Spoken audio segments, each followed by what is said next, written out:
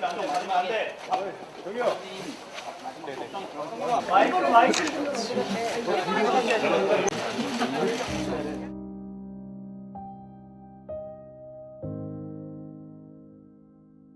한반도에 대한 불법적인 식민 지배 및 침략 전쟁의 수행과 직결된 일본 기업의 반인도적인 불법행위를 전제로 하는 위자료 청구권.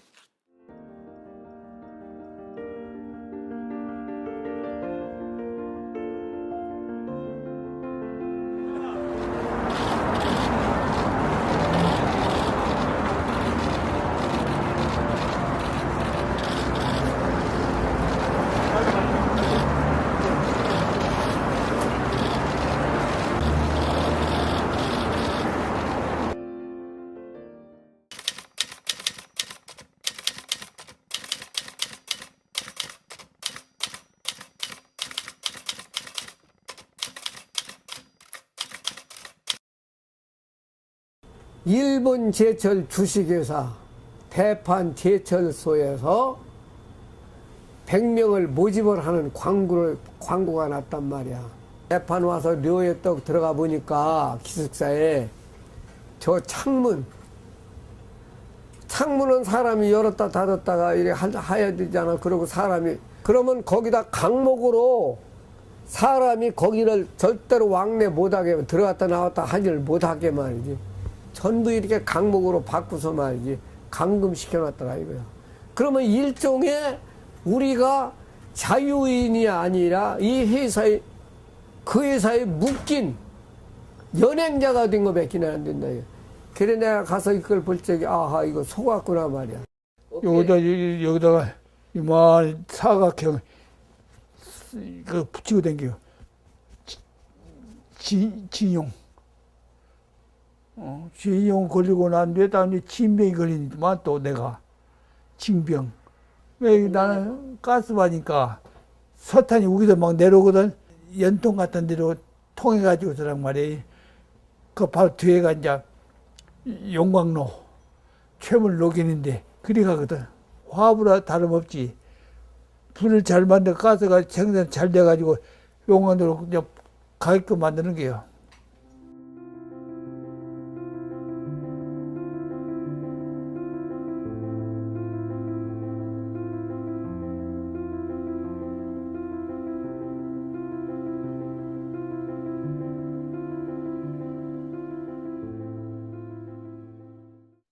ヨーンテクさんの、僕、いつもこの話を言うんですけども、牛6頭を変えてた俺の戦後の人生は変わってたということをね、その裁判のたびに裁判の証言の中でも言わはったし、で僕らと話している時でも必ず言うんですよね。で、僕も最初は何やの、こんなことにこだわってとかいうふうなことを思ってたんですけど、やっぱりそのことは一つの大きなトラウマというか、やっぱりこれにやっぱり僕らは答えなければいけないなというふうなんで、彼の言葉っていうのを受け止めたわけです。で、あと、新庄さんについては、その両さんとはちょっと両極端というか、全然性格違うんですけどね、彼は非常に真面目な方で、その判決が出た時にはですね、日鉄というのはすごい全国的に展開している会社なんですよね。ご存知だと思うんですけど、北は室蘭で釜石、で日鉄の2人の大阪工場ですね。で、広畑、八幡。で、あと支店もいっぱいあって、で、戦後には光製鉄、もう製鉄所だけでももう5、6個あって、ほんで支店もあるんですよ。で、判決の日に、その一番最初の判決の時に、日本の判決の時に、一斉に会社、工場、製鉄所に要請行動とか、そういう取り組みもやりました。その会長と、社長にも手紙も出したり、もう会社とは全然合わへんので、もう2012年かな、もう原告の人はもう日本に来る、ちょっとね、もう体力もあれもないんで、推進業の多分石屋さんとかと一緒に会長と社長のところに何とかしてくれというふうな直談判にも行きました。最大のやっぱり日鉄というね、戦争遂行のための一番の基盤の産業に1万人ぐらいは動員したというふうに言われてるわけですから、そういった意味からも、やっぱり会社の社外というのはね、三菱もね、同じようなそんなでかいあれですけども、なければ、やっぱりこの問題というのは、絶対納得できる被害者の方が納得できる解決にはならないというふうに思います。はい、以上。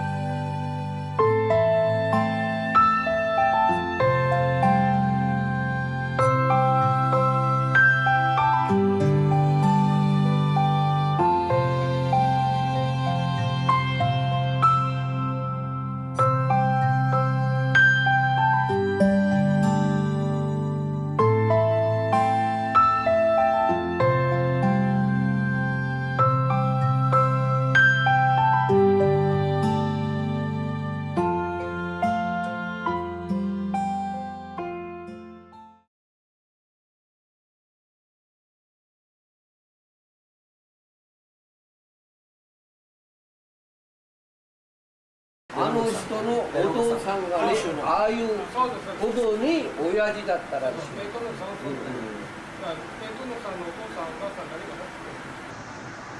한일 청구 협정에 대한 걸 중점적으로 해서 다큐멘터리가 방영될 예정입니다. 8월 15일 일단 일본으로부터 제공받은 자료 중에서 소송이 지금 필요한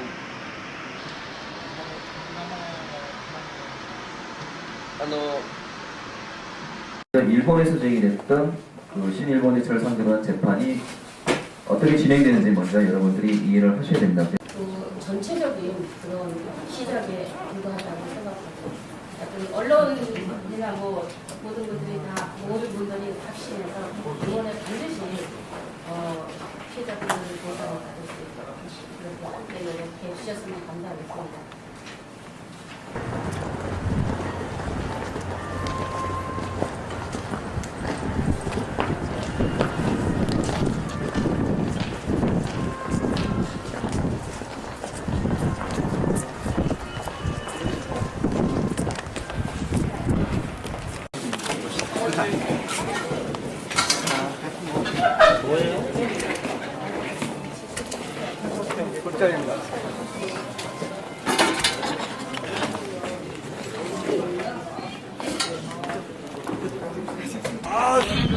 소송을 하니까 좋지. 이제 이 위에서 소송하는 것이니까 이겨야지. 보상을 받아 내야지. 그들한테.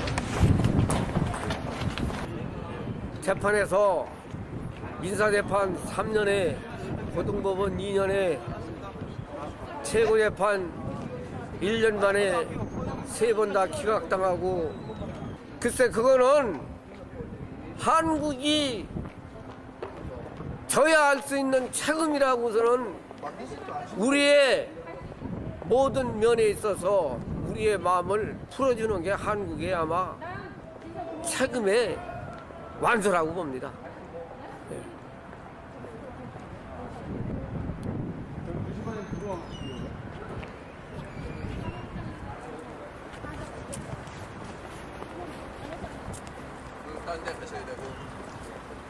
빨로 나왔는데 작업하고 싶은 게 있어서요.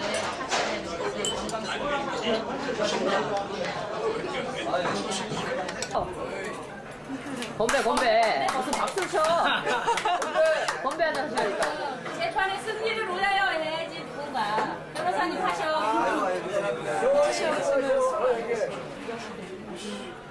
아, 변호사님 하라는데 뭐 하라고 그랬어?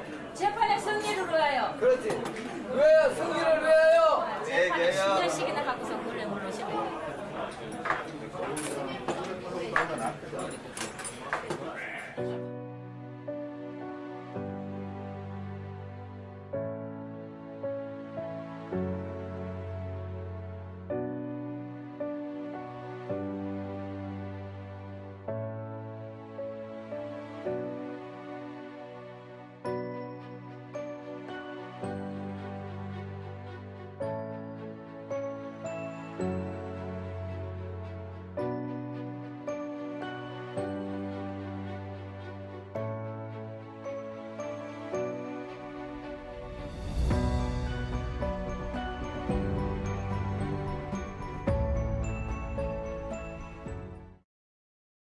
일제 강제징용 피해에 대해 일본 기업이 배상할 책임이 있다는 대법원의 확정 판결이 나왔습니다.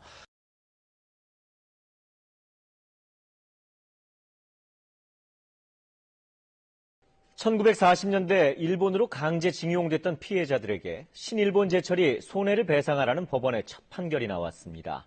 일본의 행위를 반인도적 불법행위로 규정하고 한 사람당 1억 원씩 지급하라고 판결했습니다.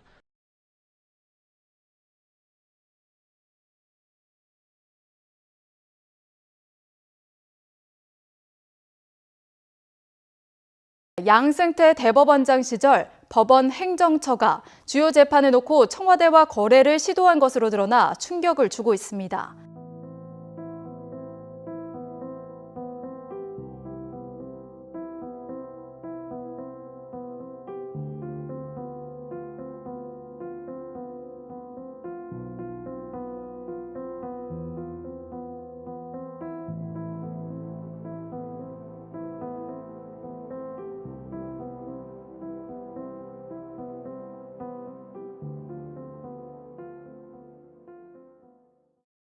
나 혼자 나와서 이렇게 내가 받은 슬프고 눈물이 많이 나오고 멍때리고 울고 싶어서 많이 아프고 서운하다고.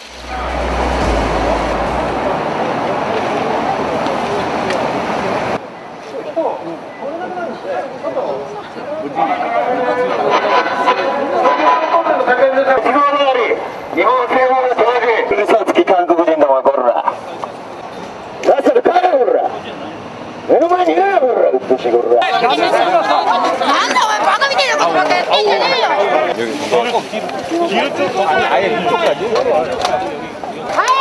밀지開けてください人通れませんよ勝手に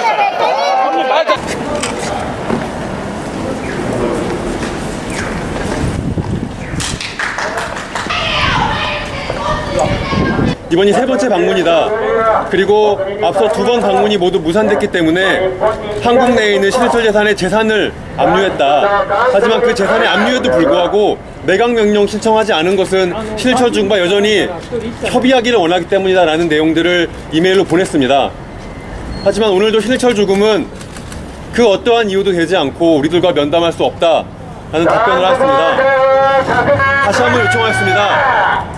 13년 동안이나 소송을 했던 원고가 와서 이렇게 종이 한 장 받아달라고 이야기를 하는데 그것조차 어렵겠느냐. 하지만 그 요구조차 거절되었습니다. 저희로서는 정말 유감이라는 말밖에 드릴 수 없습니다.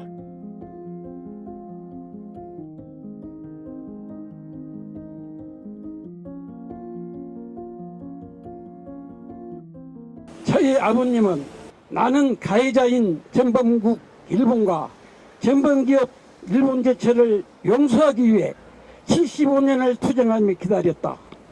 과연 그들은 용서받기 위해 무슨 노력을 어떻게 하였습니까? 우리 정부에게 호소합니다. 제발 정신 차리시고 국격을 세우고 국민의 자존심에 상처를 내지 말고 지켜주시기를 간절히 소원합니다. 할아버지는 가마시제철소에서 고생하시고 그리고 고베에서 해방을 받았지만 고향으로 돌아오지 않고 해방이 되었지만 자신의 빼앗긴 존엄을 되찾기 위해서 1000km의 길을 거슬러서 가마시로 갔습니다. 평생을 가한 투쟁 끝에 2018년 대법원 판결을 얻어냈지만 일본 제철 한마디도 대응하지 않고 있습니다. 대화로 해결하자는 이야기에도 응하지 않고 있습니다. 저희들은 끝까지 싸울 것입니다. 올해 2월에 돌아가신 이춘식 할아버지께서 동료들에게 떳떳한 결과를 바란다고 말씀하셨습니다. 그 뜻 받들어서 일본 제철로부터 사죄와 배상, 구속소송 끝까지 싸워가겠습니다.